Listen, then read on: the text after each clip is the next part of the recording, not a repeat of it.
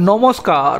তাহলে কি একজন মহিলা হয়ে অপর মহিলার কষ্টটা অনুভব করতে পারলেন মন্ত্রী শশী পাঁজা, নাকি পরিস্থিতি ড্যামেজ কন্ট্রোলের জন্য মাঠে ময়দানে নেমে পড়লেন তিনি?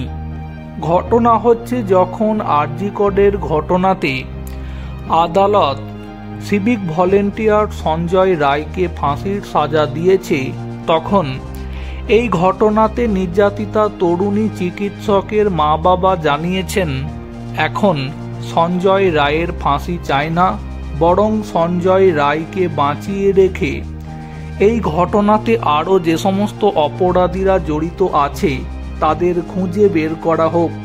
তখন নির্যাতিতা তরুণী চিকিৎসকের মা বাবার করা মন্তব্যের প্রতিক্রিয়া দিতে গিয়ে তৃণমূলের কুণাল ঘোষ, ফিরহাদ হাকিম, মদন মিত্ররা দাবি করছেন নির্যাতিতা তরুণী চিকিৎসকের মা বাবা বিচারের বদলে এখন এই ঘটনাটি নিয়ে রাজনীতি করছে। আর এই প্রসঙ্গে এবার ঠিক একেবারে উল্টো সুর শোনা গেল রাজ্য তৃণমূল কংগ্রেস সরকারের অন্য মন্ত্রী শশী পাঁজার গলা থেকে।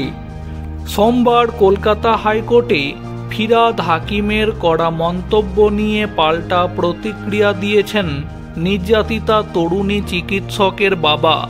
ফিরহাদ হাকিম কি উল্টে নিজের এখতিয়ারের মধ্যে থাকার পরামর্শ দিয়েছেন তিনি বলেছেন, ফিরহাদ হাকিম আমার মেয়ের মৃত্যুর ঘটনায় শোকাহত, এর জন্য আমি কৃতজ্ঞ। উনি আগে শিয়ালদহ কোর্টের রায়ের কপিটা ভালো করে পড়ে আমার বিরুদ্ধে যা বলার বলুন। এখতিয়ারের মধ্যে আছি কিংবা এখতিয়ারের মধ্যে নেই। এবং এটাও বলবো, উনার যদি আমার মেয়ের বিচার পেতে যদি কোনো সুবিবেচনা দিতে চান তাহলে উনি আসুন, সুবিবেচনা দিন, অবশ্যই আমি সেটা গ্রহণ করব।